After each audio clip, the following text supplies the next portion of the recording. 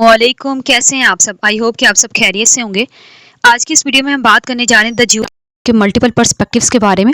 इससे previous videos में हमने बात की थी पोस्ट कॉलोनियल लिटरेचर से रिलेटेड 3 इंपॉर्टेंट नॉवेल्स के बारे में, जिसमें से फर्स्ट वन था Kim and then a passage to India and then things fall apart. With quotation हमने सबको डिस्कस किया था, लेकिन आज की इस वीडियो में हमारा जो मेन कंसर्न रहेगा the jewel in the crown पे रहेगा। मैं आपको ये भी बताऊंगी कि इस ईयर 2024 में the jewel in the crown से रिलेटेड सेमेस्टर सिस्टम में या कौन सा इससे रिलेटेड क्वेश्चन आया हुआ था और वो किस तरह आप कंडक्ट कर सकते हैं, उसके आंसर क्या होंगे। तो हम स्टार्ट करते हैं आज की वीडियो। ये जो the jewel in the crown है ना, बेसिकली पॉल स्कॉट ने अपना एक 4 वॉल्यूम सीरीज आप कह सकते हो वो लिखा था from 1966 to 1974 related to the concluding years of British Raj in India. ठीक है, under the name of the Raj Quartet. ठीक है, और उस राज क्वार्टर के अंदर जो बेसिकली एक सीरीज ऑफ नॉवेल्स हम कह सकते हैं, या एक वॉल्यूम ऑफ 4 नॉवेल्स थी, जिसके अंदर इन्होंने 4 नॉवेल्स लिखे थे। और उन 4 नॉवेल्स की जो पहली नॉवेल थी that was the jewel in the crown, और इसे लिखा गया था 1966 के अंदर। अगर आपने फर्दर देखना है द राज क्वार्टर के बारे में, तो प्रीवियस वीडियो लेक्चर में आपको इसका लिंक मिल जाएगा, जिसके अंदर मैंने बायोग्राफी में बताया कि जो राज क्वार्टर है वो क्या थी और किस तरह लिखी गई। एनीवेज, हम बात करते हैं the jewel in the crown. ये पब्लिश हुई थी 1966 में और इसके 7 पार्ट्स हैं। इसका जो राइटर ने इसे सेट किया था 1942 में ब्रिटिश राज इन इंडिया में इस नॉवल को सेट किया गया है। इस नॉवल की जो लोकेशन हमें देखने को मिलती है वो मायापुर में रखी गई है। इस नॉवल के अंदर basically writer first and the third person narration का यूज़ करते हैं, लेकिन इस नॉवल का कोई भी ऑर्गेनिक प्लॉट नहीं है, कोई भी सीक्वेंस ऑफ इवेंट्स नहीं है। बस हम ये देखते हैं कि इस नॉवल के अंदर जो मेन इंसिडेंट हो रहा है 9 अगस्त 1942 को हो रहा है, जिसके अंदर at the same time 2 incident होते हैं और वही उन्हीं 2 इंसिडेंट पे सारा जो नॉवल है वो बेस करता है। और उन्हीं 2 इंसिडेंट का जो बैकग्राउंड हो वो बेसिकली 1942 का ब्रिटिश राज का हमें देखने को मिलता है। अगर हम बात करें इस नॉवल के टाइटल के बारे में, the jewel in the crown, surface level पे क्या है, एक ऐसा ज्यूल है, एक प्रीशियस स्टोन है, एक वैल्यूएबल जैम है इन द क्राउन, क्राउन के अंदर। अब ये मेटाफोरिकली राइटर ने इसे यूज़ किया है, जिसमें राइटर जो है जो ज्यूल को रिप्रेजेंट करते हैं in the form of India, जो बहुत ज़्यादा प्रीशियस स्टोन है, एक वैल्यूएबल जैम है इन the crown of British. Means कि यहाँ पे जो क्राउन है वो ब्रिटिश को सिंबलाइज करता है और ये जो ज्यूल है वो इंडिया को सिंबलाइज करता है। अब अगर हम इस टाइटल को देखें तो जो ब्रिटिश के राज के अंदर मीन्स के ब्रिटिश के जो क्राउन के अंदर जो इंडिया है वो एक ज्यूल की हैसियत रखता है, एक प्रीशियस स्टोन की हैसियत रखता है, और इंडिया के रिसोर्सेज बेसिकली उनके लिए प्रीशियस स्टोन की हैसियत रखते हैं। तो ये जो टाइटल है वो इंडिकेट करता है यहाँ पे कॉलोनियलिज्म को, किस तरह जो ब्रिटिशर्स ने इंडिया को यूज़ किया अपने फ़ायदे के लिए, और जो इंडिया बेसिकली एक ज्यूल था, एक प्रीशियस स्टोन था, एक वैल्यूएबल जैम था, उन्होंने इस जैम को अपने क्राउन के अंदर लगाया ताकि उनकी जो क्राउन की वैल्यू है वो और ज़्यादा बढ़ जाए। मीन्स कि उनकी जो कॉलोनियलिज्म है वो एक्सपैंड हो जाए, उनके जो रिसोर्सेज है वो एक्सपैंड हो जाए। ठीक है, और किस तरह यहाँ पे जो अगर आपको पता हो कि जो इंडिया के अंदर जो रिसोर्सेज थे, यानी अगर हम देखें तो एग्रीकल्चर के रिसोर्सेज हो गए, ज़मीनी पैदावार हो गई, ये सब कुछ जो इनकी इकोनॉमिक जो एक्सपेंशन के लिए बहुत ज़्यादा ज़रूरी थी, वो किस तरह इन्होंने यूज़ किया। तो यहाँ हम देखते हैं कि जो ज्यूल इन द क्राउन है बेसिकली सिंबलाइज करता है ब्रिटिश कॉलोनियलिज्म को, और किस तरह ब्रिटिशर ने इंडियंस को अपने फ़ायदे के लिए यूज़ किया, उन सबको ये हाईलाइट करता है। ठीक है, और अगर आपको मैं थोड़ा सा कॉन्टेक्स्ट की बात करूँ किस तरह ये लगता है, तो अगर आपने किम का पढ़ा हो, एक रेफरेंस के तौर पे मैं आपको समझाने की कोशिश करती हूँ। तो किम के अंदर क्या था, तो किम के अंदर हमने देखा कि वहाँ पे हो रही है द ग्रेट गेम की वॉर, और जो ग्रेट गेम है ब्रिटिश और रशिया के दरमियान हो रही है, जस्ट बिकॉज कि वो जो साउथ एशिया जिसके अंदर अफ़गानिस्तान आ जाता है, इंडिया वगैरह आ जाता है, उनको वो ऑक्यूपाई करना चाहते हैं रशिया। हालांकि जो इंडिया है उस पर तो पहले ही ब्रिटिश की हुकूमत है। अब रशिया क्यों नहीं ऑक्यूपाई करना चाहता है, due to the precious land, ठीक है, due to the valuable resources of India. तो ये वही कॉन्टेक्स्ट यहाँ पे भी हमें देखने को मिलता है कि यहाँ भी जो ब्रिटिशर्स ने वो इंडिया को एज अ ज्यूल यूज़ किया है। ठीक है, और एट द सेम टाइम अगर हम इस नॉवल की बात करें तो नॉवल के अंदर भी इसी तरह है, जो बेसिकली मिस क्रेन है, उन्होंने अपनी वॉल पे एक पेंटिंग हैंग की हुई है, जिसमें जो गांधी हैं वो रिप्रेजेंट कर रहे हैं क्वीन को एक क्राउन, ठीक है ना। तो ये भी कॉलोनियलिज्म को सिंबलाइज कर रहा है, ठीक है।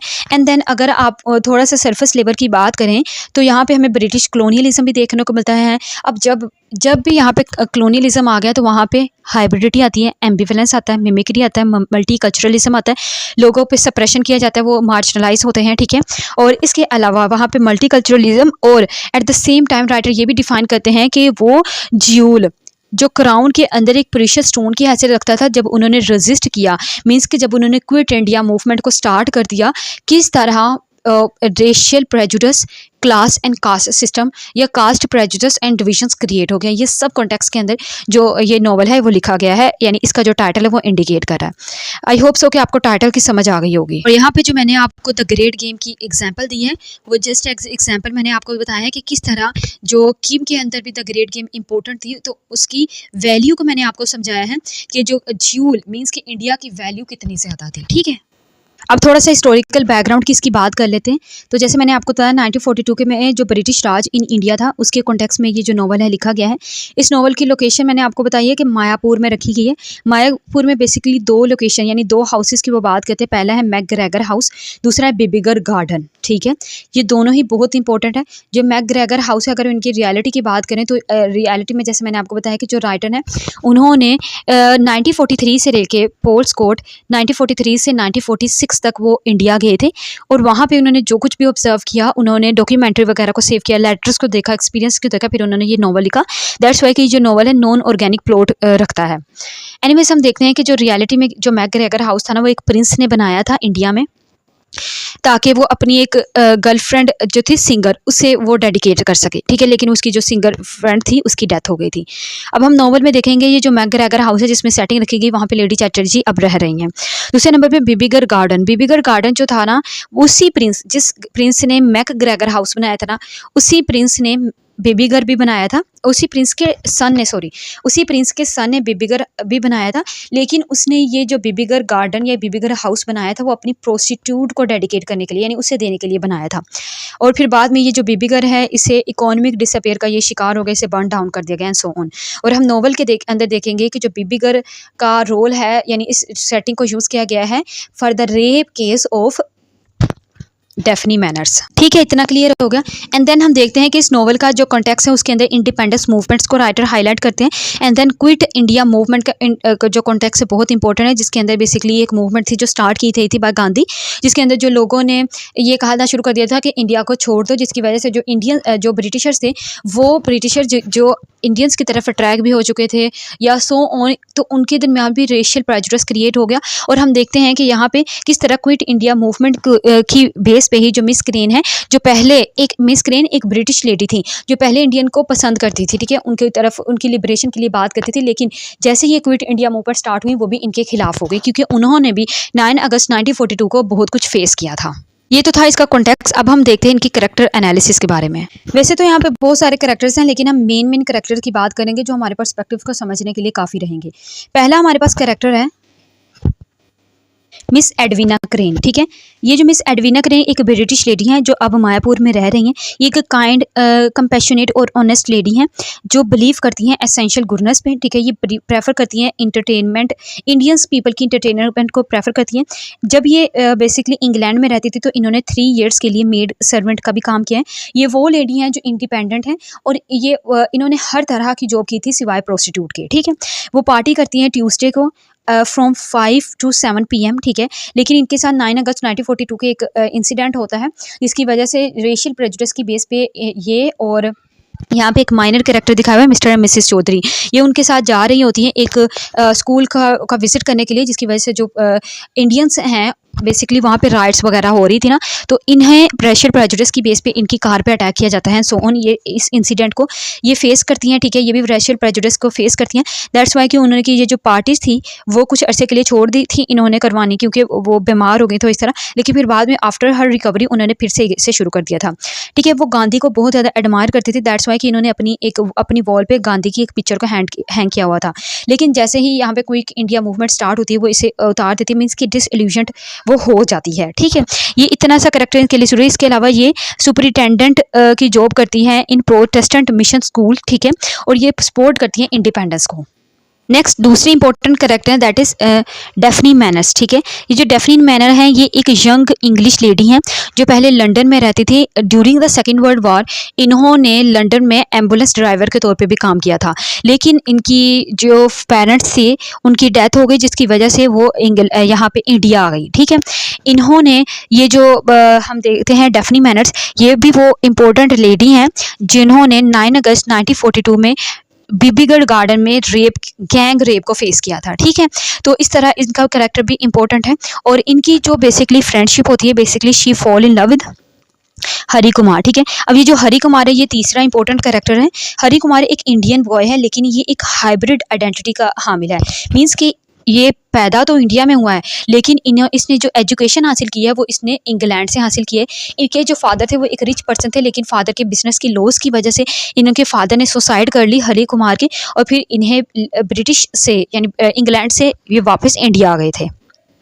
लेकिन इंडिया वापस आने के बाद वो कंफ्यूज थे कि weather he is an English person और एन इंडिया पर्सन, कि वो एक इंडियन है या एक इंग्लिश पर्सन है। ठीक है, हम देखते हैं कि ये जो है डेफनी मैनर और Hari Kumar both of this character fall in love with each other. और एक दिन क्या होता है कि जो डेफनी मैनर है वो इससे मिलने के लिए ये समझती है कि वो बीबीगढ़ गार्डन में है, वो वहाँ पे इसके पास जाती है लेकिन वहाँ पे राइट्स हो रही थी। 9 अगस्त 1942 का वो डे था। ठीक है, 9 अगस्त का डे था वो, और वहाँ पे राइट्स हो रही थी जिसकी वजह से कुछ हम कह सकते हैं एक्सट्रीमिस्ट इंडियंस ने इनका रेप किया। ठीक है, ये हमारे पास डेफनी मैनर का, लेकिन पकड़ ना हरि कुमार को भी लिया गया। ठीक है, और इस पे इल्ज़ाम लगाया गया। यहाँ पे एक करेक्टर है हमारे पास, एक ब्रिटिश करेक्टर है Ronald Merrick. Ronald Merrick basically एक ब्रिटिश करेक्टर है who also fall in love with Daphne Manners, लेकिन जो डेफनी मैनर है वो पसंद करती है हरि कुमार को। और रोनाल्ड मैरिक जो है वो हरि कुमार से ना जेलस होता है। एक तो ये कि हरि कुमार इंडियन है, दूसरा ये कि हरि कुमार जो टाइम स्पेंड करता है डेफनी मैनर्स के साथ। और जब ये कंफर्म हो जाता है कि हरि कुमार उस वक्त इस जो गैंग रेप है उसमें इन्वॉल्व नहीं था, तो ये जो रोनाल्ड मैरिक है ये उस पर अक्यूज़ करता है, उससे इल्ज़ाम लगाता है और इसे सज़ा देता है और इसे जेल में बंद रखता है एंड सो ऑन। ठीक है, तो यहाँ पे हमें जेलिसी का फैक्टर भी देखने को मिलता है। एंड देन हमारे पास लेडी चैटर्जी हैं। लेडी जो चैटर्जी हैं बेसिकली ये एथल मैनर्स की फ्रेंड होती हैं। जो एथल मैनर्स हैं ये डेफनी मैनर की आंट होती हैं। ठीक है, जो रावलपिंडी में रहती हैं, और ये डेफनी मैनर को लेडी चैटर्जी के पास भेजती हैं। और जो लेडी चैटर्जी हैं वो मैकग्रेगर हाउस में रह रही होती हैं। अब हम देखते हैं जो लेडी चैटर्जी हैं एक नोबल लेडी हैं लेकिन ये वेल्थ और सोशल स्टेटस की बिना पे फेमस है। ठीक है, एंड देन हमारे पास सिस्टर लुडमिला है। ये जो सिस्टर लुडमिला ये बहुत इंपॉर्टेंट करेक्टर है जो without any division of race and caste लोगों की हेल्प करती है। ठीक है, ये एक नन है, इंस्ट्रक्टर के तौर पे काम करती है। ये मिस जो डेफनी में जो एडविना क्रेन है, जब उनका एक्सीडेंट होता है मीन्स के राइट्स में लोग जब उस पर अटैक कर देते हैं तो ये उनका भी इलाज करती हैं। ठीक है, फिर जो डेफनी मैनर्स है ना ये कन्फेस करती है सिस्टर लुडमिला के सामने that she had already 2 affairs. ठीक है, और she is not a virgin. ठीक है, अब हम देखते हैं कि ये तो इंपॉर्टेंट कैरेक्टर्स हो गए और इसके अलावा हमारे पास यहाँ पे कुछ माइनर कैरेक्टर्स भी हैं like mister and missus Chaudhary. ये जो है जो मिस क्रेन है वो मिस्टर एंड मिसेस चौधरी पे बहुत बिलीव भी करती हैं। ठीक है, और दूसरे नंबर पे मिस्टर एंड मिसेस चौधरी के साथ वो एक स्कूल में विजिट करने जाती हैं जहाँ पे इन पे अटैक किया जाता है और मिस्टर चौधरी की वहीं पे डेथ हो जाती है। एंड देन इंडियन क्लेंसी का एक करेक्टर है। इंडियन क्लेंसी बेसिकली जो डेफनी मिस क्रेन है जो पार्टी वो ऑर्गेनाइज करती थी वहाँ पे आता था पार्टी को अटेंड करने के लिए, और जो मिस क्रेन है वो इंडियन क्लेंसी के अंदर अपनी सेम फीलिंग डेवलप करती थी या वो उसे फील करती थी जस्ट लाइक मिस्टर ओमर के बारे की तरह, क्योंकि जो मिस्टर ओमर है ना वो एक ब्रिटिशर थे और जो एडविना क्रेन है she fall in love with mister Omar, लेकिन मिस्टर ओमर का जो रेशियल स्टेटस था वो बहुत ज़्यादा हाई था जिसकी वजह से ये उससे शादी नहीं कर सकती थी। तो यहाँ पे हमें ब्रिटिश सब आर्टन भी देख लिया कि किस तरह ये लोअर क्लास थी और जो मिस्टर ओमर है वो अपर क्लास था। और यहीं पे जो राइटर है वो मैंने आपको प्रीवियस लेक्चर में बताया था कि राइटर के अपने एक्सपीरियंसेस भी कि वो क्लास और कास्ट सिस्टम इन इंग्लैंड भी दिखाते हैं, तो ये हमें देखने को मिलता है। देन हमारे पास कैरेक्टर शालिनी का। शालिनी गुप्ता जो हैं ये हरि कुमार की आंट होती हैं और ये वो वाहिद लेडी हैं जिसके थ्रू हमें रेजिस्टेंस भी देखने को मिलती है और जो ट्रेडिशनल प्रैक्टिसेस ऑफ सती है उसको भी ये रिजेक्ट करती है। अब सती में क्या होता है था कि जब इंडियन के अंदर ये एक प्रैक्टिस है, ये एक ट्रेडिशनल प्रैक्टिस है कि अगर किसी के हस्बैंड की डेथ हो जाती थी तो उसकी जो सित्ता या उसके साथ ना जो वाइफ को भी जिंदा ना जला दिया जाता था उसे, ठीक है। तो इसने उसे रिजेक्ट किया था शालिनी गुप्ता ने, ठीक है। तो यहाँ पे हमें रेजिस्टेंस भी देखने को मिलता है और एट द सेम टाइम हमें फेमिनिज्म के कुछ कॉन्सेप्ट्स भी देखने को मिलते हैं जो हम फर्दर भी डिस्कस करेंगे। इस नॉवल के कुछ थीम्स की बात करते हैं। इस नॉवल के अंदर सबसे पहले class, caste, race and racial prejudice का थीम हमें देखने को मिलता है। 9 अगस्त 1942 को 2 इंसिडेंट होते हैं। एक होता है डेफनी मैनर के साथ, दूसरा होता है मिस क्रेन के साथ। मिस क्रेन के साथ इस तरह होता है कि जो miss crane, mister and Mrs जो चौधरी हैं वो एक स्कूल को विजिट करने जाते हैं। वहाँ पे राइट्स हो रही थी, ठीक है। क्विट इंडिया मूवमेंट वगैरह जो चल रही थी वहाँ पे जो इंडियंस थे वो राइट्स हो रही थी। और जैसे उन्हें पता लगता है कि जो कार है उसके अंदर एक वाइट लेडी है तो वो इन पर अटैक कर देते हैं। तो यहाँ पे एक तो यहाँ पे रेशियल प्रेजुडिस है। दूसरे नंबर पर जैसे ही 9 अगस्त 1942 को ही जो डेफनी मैनर से जब बीबीगर गार्डन में जाती हैं, ये समझते हुए कि जो हरी कुमार है वो गार्डन में ही होगा, तो वहाँ पे भी एक्सट्रीमिस्ट का जो एक ग्रुप था, क्योंकि ये वाइट थी और इसलिए वहाँ पे राइट्स चल रही थी, क्विट इंडिया मूवमेंट चली थी, तो इसे वो गैंग रेप करते हैं। तो यहाँ पे देखा क्लास, रेस और रेशियल प्रेजुडिस हमें देखने को मिलता है। और एट द सेम टाइम जो रोनाल्ड मैरिक है वो भी रेस की बना पे जो हरी कुमार है वो उसे इन्फीरियर समझता है। एंड देन यहाँ पे हमारे पास कॉलोनियलिज्म और इंपीरियलिज्म देखने को मिलता है कि जो राइटर ने इसका कॉन्टेक्स्ट ही रखा है 1942 के ब्रिटिश राज के अंदर। तो यहाँ पे कॉलोनियलिज्म भी देखने को मिलता है और कॉलोनियलिज्म की रेजिस्टेंस भी through the quit India movement, through the independence movements हैं जो राइटर हाईलाइट कर रहे हैं। देन पॉलिटिकल अनरेस्ट देखने को मिलती है। अब ये जो पॉलिटिकल अनरेस्ट ही है कि जो राइट्स हो रही है वो एक पॉलिटिकल सिचुएशंस को, अनरेस्ट को हाईलाइट कर रहे हैं। अगेन एंड अगेन हम इस नॉवल के अंदर देखेंगे कि जो सिचुएशन है वो वर्ड से वर्ड्स होती चली जा रही है। जो एक्सट्रीमिस्ट हैं वो उभर रहे हैं और एट द सेम टाइम हम देखते हैं कि ये जो इनकी जो राइट्स हैं वो इतनी एक्सट्रीमिस्ट लेवल पे चली जाती हैं कि लोगों को कत्ल कर देना, ठीक है, उनको पे अटैक कर देना, इवन एक वुमन पे भी अटैक कर देना उनके लिए कॉमन बात थी, ठीक है। यहाँ पे पॉलिटिकल अपहीवल्स भी हमें देखने को मिलते हैं and the struggle for independence भी देखने को मिलते हैं। लाइक जो क्विट इंडिया मूवमेंट थी, ये जो नॉवल है ये लीड करती है towards the independence of 1947 and as well as the decolonisation after the second world war को, ठीक है। तो हम देखते हैं कि यहाँ पे जो स्ट्रगल हो रही है इंडिपेंडेंस को हाईलाइट को हासिल करने की। अब ये जो इंडिपेंडेंस क्विट इंडिया मूवमेंट है, कुछ एक्सट्रीमिस्ट थे जिन्होंने ये सब कुछ रेशियल प्रेजुडिस की बेस पे लोगों के साथ किया, लेकिन कुछ ऐसे भी थे जिन्होंने रियलिटी में स्ट्रगल की थी ताकि वो एक अलग और आज़ाद मुल्क में रह सकें, वो जो अंग्रेज़ों की यानी जो इंग्लिश पीपल की गुलामी को वो छोड़ सकें। देन आइडेंटिटी क्राइसिस हमें हरी कुमार के कैरेक्टर के थ्रू देखने को मिलती है। हरी कुमार, मैंने आपको बताया कि इंग्लिश स्कूल से वो पढ़ा था, लेकिन यहाँ पे इंडिया आता है और वो कन्फ्यूज़ हो जाता है। इवन कि वो जब वो जॉब भी करता है वो कन्फ्यूज़ होता है कि वो एक इंडियन पर्सन के तौर पे काम करे या अपनी आइडेंटिटी को एज अ ब्रिटिशर पर्सन के तौर पे करवाए। और एट द सेम टाइम हरी कुमार के एक फ्रेंड होता है कोलिन लिंडसे। अब ये जो कोलिन लिंडसे है ये इंग्लैंड में इसके फ्रेंड होता है जो इसे प्रॉमिस करता है कि वो आर्मी में इसे जॉब करवाएगा, लेकिन वो इसे चीट करता है जिसकी वजह से इसका जो ट्रस्ट होता है वो भी शैटर हो जाता है। एंड देन हमें देखने को मिलता है यहाँ पे जेलसी। तो जेलसी हमने देखा है कि जो रोनाल्ड मैरिक है वो किस तरह जेलस होता है। रोनाल्ड मैरिक एक पुलिस ऑफिसर होता है जो हरी कुमार से जेलस होता है, ठीक है। एंड देन हम देखते हैं हाइब्रिडिटी का कॉन्सेप्ट। हाइब्रिडिटी क्या होता है? जब दो कल्चर आपस में मिल जाता है तो हाइब्रिड हो जाता है, हाइब्रिडिटी कहलाता है। तो यहाँ पे इंडियन कल्चर भी है, यहाँ पे ब्रिटिश कल्चर भी है, और जो हरी कुमार है वो भी इंडियन कल्चर और ब्रिटिश कल्चर को इंडिकेट कर रहा है। और एट द सेम टाइम जो मिस क्रेन है जो यहाँ पे तकरीबन 30+ ईयर से यहाँ पे रह रही है मिस क्रेन, तो वो भी हाइब्रिड है, मीन्स कि वो भी इंडियन लैंग्वेज को भी सीख चुकी है और एट द सेम टाइम वो ब्रिटिशर मीन्स कि एक इंग्लिश लेडी भी है, और इसे अपनी लैंग्वेज स्किल की, इंग्लिश लैंग्वेज स्किल की बेस पे ही सुपरिटेंडेंट की जॉब दी जाती है।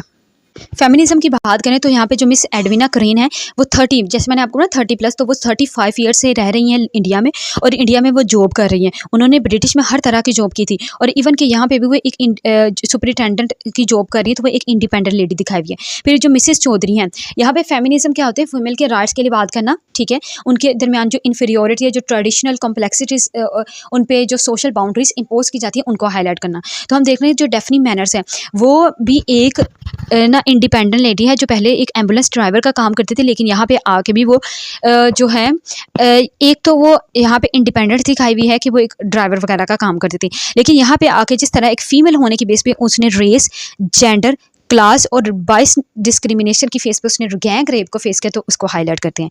एंड देन हम देखते हैं यहाँ पे शालिनी का कैरेक्टर। तो शालिनी, जैसे मैंने आपको बताया, तो शालिनी वो वुमेन थी जिन्होंने बेसिकली सती प्रैक्टिस को रिजेक्ट किया था after the death of her husband, और उन्होंने अपने लिए ये डिसाइड किया था that I have the chance and I have the opportunity to live, ठीक है। और वो कहती थी कि मैं सती को बिल्कुल रिजेक्ट करती थी। देन सिस्टर लिली चैटर्जी की अगर हम बात करें तो वो भी लोगों के लिए हेल्पफुल थी। तो हमने यहाँ पे देखा कि at the same time female जो है इंडिपेंडेंट भी हैं, उनके राइट्स यानी जिस तरह वो मार्जिनलाइज हो रही है, डिस्क्रिमिनेशन, रेशियल प्रेजुडिस और प्रेजुडिस वो फेस कर रही हैं, जो राइटर है ये भी हाईलाइट करते हैं। यहाँ पे हमें फ्रीडम देखने को मिलती है, लाइक क्विट इंडिया मूवमेंट की बात हो रही है, फ्रीडम इन वुमेन राइट्स की भी बात कर रहे हैं। यहाँ पे पर्सनल रिलेशंस देखने को मिलते हैं through the character of Daphne Manners and Hari Kumar और उनके लव अफेयर की बेस पे, ठीक है। लव एंड रोमांस का थीम हमें देखने को मिलता है, इन्फीरियर सुपीरियोरिटी के थीम हमें हरी कुमार के कैरेक्टर के थ्रू, और एट द सेम टाइम हमें हरी कुमार एंड रोनाल्ड मैनी के कैरेक्टर्स के थ्रू देखने को मिलता है। और हम ये भी देखते हैं कि एक रीज़न ये भी थी कि जो ना डेफनी मैनर्स हैं, जो लोगों ने राइट्स बेसिकली जब डेफनी मैनर का गैंग रेप किया गया, तो वो तो एक वाइट लेडी थी ना, वो तो कहने को तो वो सुपीरियर थी, लेकिन जिन इंडियंस ने उनका रेप किया, दे कंसिडर्ड इट एज कि हाउ इज़ इट पॉसिबल कि हम जो ये हमारा मुल्क है और हमारा जो हरी कुमारी किस तरह ये जो इंडियन की लेडी ब्रिटिश की लेडी के साथ फॉल इन लव हो सकती हैं, ठीक है। तो यहाँ पे भी ब्रिटिश की कम्प्लेक्सिटीज़ रेशियल कम्प्लेक्सिटीज़ हमें देखने को मिलती हैं। सोशल इकोनॉमिकल पॉलिटिकल अनरेस्ट को हम बात कर चुके हैं, और जो नेशनल क्लैशेस थी चल रही थी, लेकिन लाइक इंडियन नेशंस के दरमियान और ब्रिटिश नेशंस के दरमियान। कुछ इंडियन के पीपल बहुत अच्छे थे जो इंग्लैंड के इंग्लिश पीपल के साथ अच्छे थे, लेकिन कुछ इंडियन के और ब्रिटिश के पीपल भी जो आपस में अच्छे नहीं थे, लाइक रोनाल्ड मैनी की अगर हम बात करें तो वो भी इनके साथ अच्छे नहीं थे। लेकिन अगर हम डेफनी मैनर की बात करें और दूसरे नंबर पर हम मिस क्रेन की बात करें तो वो इनके साथ काफ़ी अच्छे थे। तो यहाँ पर जो एम्बिवलेंस है ना, वो चलता ही है। ये कुछ मैंने पॉइंट्स लिखे हैं जिसके अंदर पोस्ट कॉलोनियल पर्सपेक्टिव्स के अगर आपको ये नॉवल आ जाए तो किस तरह आप इसे डील कर सकते हैं। पहला है हमारे पास मल्टीकल्चरलिज्म। मल्टीकल्चरलिज्म का क्या मतलब होता है कि multiple cultures at the same time exist करते हो। तो यहाँ पे हम देखते हैं कि यहाँ पे ब्रिटिशर भी है, ब्रिटिश कल्चर भी है और इंडियन कल्चर भी है एट द सेम टाइम, ठीक है। फिर यहाँ पे ब्रिटिश सबाल्टन का थीम हमें देखने को मिलता है, लाइक ब्रिटिश सबाल्टन जैसे हमने मिस क्रेन की बात की। देन यहाँ पे आइडेंटिटी कन्फ्लिक्ट्स की बात की हमने हरी कुमार के कैरेक्टर के थ्रू। यहाँ पे कॉलोनियल प्रेजुडिस की बात हो रही है, ठीक है, जैसे कि रोनाल्ड मैरी का कैरेक्टर इसके अंदर आ जाएगा, किस तरह वो कॉलोनियल प्रेजुडिस दिखाता है हरी कुमार पे, ठीक है। Then race, class and caste system को हम डिस्कस कर चुके हैं। यहाँ पे हाइब्रिडिटी की बात हो रही है, ठीक है। हाइब्रिडिटी हम हरी कुमार और इस तरह मिस क्रेन, ठीक है, और इस तरह डेफनी मैनर के कैरेक्टर्स के थ्रू हमें हाइब्रिडिटी देखने को मिलती है। और एट द सेम टाइम किस तरह मिस्टर एंड मिसेज जो चैटर्जी हैं वो भी एक वो मिस क्रेन के साथ वो बातचीत करते हैं, सो ऑन, ठीक है। यहाँ पे मिमिक्री एंड एम्बिवेलेंस देखने को मिलता है। अब एम्बिवेलेंस क्या होता है? एम्बिवेलेंस क्या होता है? कंट्राडिक्टरी इमोशंस हम कह सकते हैं at the same time, like feeling of love and feeling of hate भी होता है। हमने देखा जो मिस क्रेन है वो बहुत पसंद करती हैं गांधी जी को जी, लेकिन जैसे ही क्विट इंडिया मूवमेंट स्टार्ट होती है वो डिसइल्यूजन हो जाती है और उसकी जो पिक्चर है वो इसे एक्सचेंज कर देती है, ठीक है। और एट द सेम टाइम हमारे पास जैसे ब्रिटिश राज जो राइटर ने ये वर्क लिखा है ना, the jewel in the crown, तो पहला तो ये है कि जो ये टाइटल ही इंडिकेट करता है एम्बिवेलेंस को। पहले तो ये कि जो ज्यूल है इन द क्राउन, लाइक हमने देखा कि वॉल के अंदर जो पिक्चर हैंग की हुई है उसके अंदर जो गांधी जी हैं वो पेश कर रहे हैं जो क्वीन है उसे क्राउन। तो एक तो यहाँ पे हैप्पीनेस का सिंबल हम कह सकते हैं, और at the same time quit India movement भी स्टार्ट हो रही है जो रेजिस्टेंस का सिंबल है, तो यहाँ पे भी हमें एम्बिवेलेंस देखने को मिलती है। वे सबाल्टर्न का थीम देखने को मिलता है और इन्फीरियर सुपीरियोरिटी को भी हम डिस्कस कर चुके हैं। अब मैं आपको बता दी कि जो पेपर में क्वेश्चन क्या आया था, पेपर में क्वेश्चन बेसिकली ये आया था कि discuss the identity crisis in the jewel in the Crown with the reference of the character Hari Kumar. तो ये आया था जिसके अंदर आपने ये बताना था कि जो हरी कुमार का करेक्टर किस तरह वो आइडेंटिटी क्राइसिस को वो फेस करता है, और जिसके अंदर मैंने आपको बताया कि वो एक इंडिया में वो पैदा हुआ था और ब्रिटिश इंग्लैंड की इसकी एजुकेशन थी, ठीक है, और वो यहाँ पे आके अपनी जॉब के लिए किस तरह फेस करता है और किस तरह वो कन्फ्यूज़ हो जाता है कि वो एक ब्रिटिशर भी है या एक इंडियन है। तो ये सब कुछ कॉन्सेप्ट उसके अंदर आ जाएंगे। लाइक यहाँ पे मैं आपको कुछ कोटेशंस नोट करवाती हूँ इसी के कैरेक्टर के through. East and west can never meet without conflict, ये हरी कुमार कहता है। फिर हरी कुमार की हाइब्रिड पर्सनैलिटी और आइडेंटिटी क्राइसिस के बारे में ये कोटेशन है। He was caught between two worlds belonging to neither, के two worlds like India, India के अंदर भी, ठीक है, एक वर्ड इंडिया को रिप्रेजेंट कर दिया और दूसरे वर्ड इंग्लैंड को रिप्रेजेंट कर दिया, लेकिन वो बिलोंग किसी से नहीं करता। He had an English mind and an Indian heart, ठीक है। He was trapped between two cultures unable to escape। तो यहाँ भी हमें इसी की आइडेंटिटी क्राइसिस देखने को मिलती है। अब यहाँ पे एक क्वेश्चन था, ऑटोबायोग्राफिकल एलिमेंट्स को जो राइटर किस तरह हाईलाइट करते हैं। मैंने आपको प्रीवियस वीडियो लेक्चर में बताया था कि जो पॉल स्कॉट है उन्होंने ना क्लास एंड कास्ट प्रेजुडिस को वो फेस किया था इंग्लैंड के अंदर भी, तो उन्होंने इस कंटेक्स्ट में भी इस नॉवल को लिखा है, ठीक है। उसको भी ये हाईलाइट करते हैं जिसको हम इसमें डिस्कस कर चुके हैं। एक तो ये ऑटोबायोग्राफिकल एस्पेक्ट में जाएगा। दूसरे नंबर पर जो पॉल स्कॉट है वो हरी कुमार के कैरेक्टर के through and through the experience of Daphne manner in the second world वार वो अपने एक्सपीरियंसेस को ऑटोबायोग्राफिकल एलिमेंट्स के फॉर्म में हाईलाइट करते हैं। लाइक जो स्कॉट की फैमिली है वो अपर क्लास से बिलोंग करती थी, उनकी जो मदर है वो लेबर थी, और इसके साथ जो हरी कुमार के जो फादर हैं वो भी एक बिजनेस मैन थे, लेकिन जो हरी कुमार के जो फादर को जब लॉस हुआ तो उन्होंने सुसाइड कर ली, ठीक है। हम देखते हैं कि जो हमारे पास पॉल स्कॉट है उन्होंने सेकंड वर्ल्ड वार के दरमियान एज आर्मी के तौर पे काम किया था, सर्व किया था। और यहाँ पे जो डेफनी मैनर है उन्होंने भी सेकंड वर्ल्ड वार के दरमियान जो कार ड्राइवर का एम्बुलेंस ड्राइवर का काम किया है। मीन्स कि इन दोनों के जो एक्सपीरियंसेस हैं वो सेम है। जो पॉल स्कॉट ने एक्सपीरियंस किया था वही एक्सपीरियंस हमें डेफनी कैरेक्टर्स के मैनर के कैरेक्टर के थ्रू हमें देखने को मिलता है, ठीक है। एंड देन हम यहाँ पे देखते हैं कि जो हमारे पास पॉल स्कॉट है वो 1943 से 1946 तक वो इंडिया आए थे। इन्होंने यहाँ पे independence movement, quit India movement, British Raj को एक्सपीरियंस किया था और उसी सब को वो हाईलाइट करते हैं इस अपने वर्क के अंदर, ठीक है। अब हम बात करते हैं यहाँ पे मल्टीकल्चरलिज्म के बारे में। बेसिकली मैं मल्टीकल्चरलिज्म की आपको बात कर चुकी हूँ। यहाँ पे मैंने सेपरेट पॉइंट इसलिए लिखा क्योंकि ये एक सेपरेट क्वेश्चन भी बन सकता है। यहाँ पे हमने देखा कि कुछ पॉइंट्स जो पहले मैंने आपको थीम्स में बता दिए, उसके साथ मीन्स के पोस्ट कॉलोनियलिज्म और थीम के क्वेश्चन में मैं आपको बताए थे। अब उससे थोड़े से फर्दर पॉइंट्स आप यहाँ पे ऐड कर लें।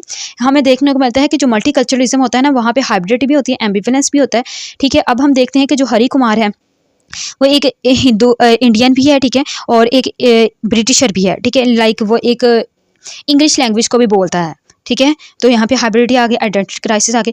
फिर हम देखते हैं कि जो मिस क्रेन और डेफनी मैनर है ये क्रिश्चियन भी हैं, ब्रिटिशर्स मीन्स भी हैं, और यहाँ पे इंडिया में भी रह रहे हैं काफ़ी देर से। तो यहाँ पे हमारे पास मल्टीकल्चरलिज्म आ गया, ठीक है।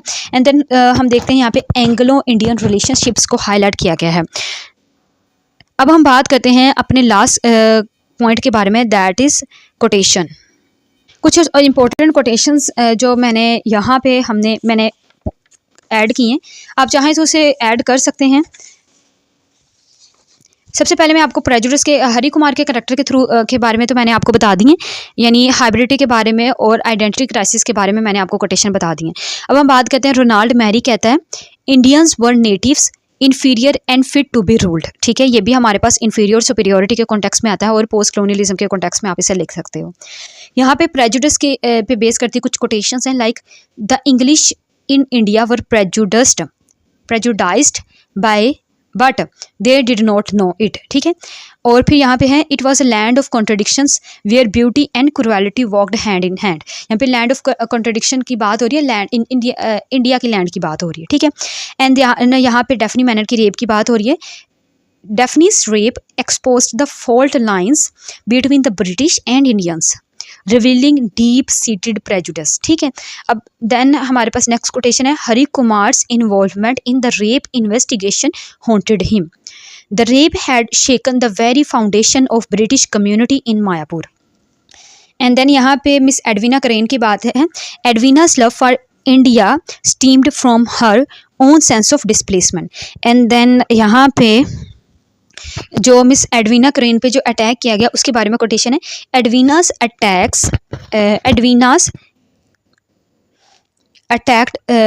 Attacked by a group of Indian youth fuelled by nationalist fervour, ठीक है। और एट द सेम टाइम यहाँ पे कुछ कोटेशन ब्रिटिश राज से रिलेटेड भी, the British were still in India but India was no longer British. Means के जो ब्रिटिशर है वो अभी भी इंडिया में है, लेकिन जो इंडिया है वो अभी British, no longer British means कि इंडियंस ने अभी गुलामी को छोड़ दिया है, ठीक है। तो ये हमें देखने को मिलता है कि जो किस तरह इंडियंस को ये रेजिस्टेंस को भी शो करता है कि जो ब्रिटिशर अभी भी इंडिया में है, लेकिन इंडिया अभी ब्रिटिश नहीं है। लाइक के इंडियंस ने अभी रेजिस्टेंस, यानी वो अपनी जो अवेयरनेस उनके अंदर आ गई है। अब डीकोलोनाइजेशन की बात होगी। इंडियंस फ्यूचर ले with the Indians note the British, ठीक है। तो ये तो सारी थी quotations. So I hope so कि ये जो वीडियो है इसके अंदर कोई भी क्वेरी बाकी नहीं रही होगी। I have tried my level best कि सारे ही पॉइंट्स कवर हो जाएं एक ही वीडियो के अंदर। और इस वीडियो लेक्चर को डिस्कस करने के बाद अल्हम्दुलिल्लाह जो हमने टारगेट बनाया था हमारी 4 पोस्ट कॉलोनियल नॉवल से रिलेटेड, जिसमें से हमने किम पढ़ा, थिंग्स फॉल अपार्ट पढ़ा, passage to India and the last one is the jewel in the crown, अल्हम्दुलिल्लाह वो कवर हो चुकी हैं। इस पर कंपैरेटिव स्टडी भी मैंने अपलोड कर दी है जो basically paper point of view से और लिटरेचर में जो 20 मार्क्स के MCQs आते हैं ना उस पॉइंट ऑफ व्यू से बहुत इंपॉर्टेंट है। अगर आप देखना चाहें तो इन सारी वीडियोस का लिंक मैं आपको डिस्क्रिप्शन बॉक्स में भी दे दूंगी और आई बटन पे क्लिक करके भी आप देख सकते हो। और ये सारी जो स्लाइड्स हैं ना आपको मेरे व्हाट्सएप चैनल पे मिल जाएंगी। प्रीवियसली भी मैंने व्हाट्सएप चैनल पे बहुत सारी चीज़ें अपलोड की हुई हैं यानी स्टडी से रिलेटेड, तो ये भी इसके भी नोट्स आपको वहाँ पे मिल जाएंगे। मेक श्योर करें कि आप इस वीडियो के डिस्क्रिप्शन बॉक्स को ज़रूर चेक कर लिया करें। और इसके अलावा यहाँ पे जो भी मैंने अगर कोई क्वेरी बाकी रह गई हो या कोई न्यू पॉइंट ऐड करना हो तो उसे भी मैं कमेंट बॉक्स में पेस्ट कर दूंगी। अपना बहुत सारा ख्याल रखिएगा। मुझे पैलेस्टीन के पीपल को खास दुआओं में याद रखिएगा। अल्लाह हाफिज़।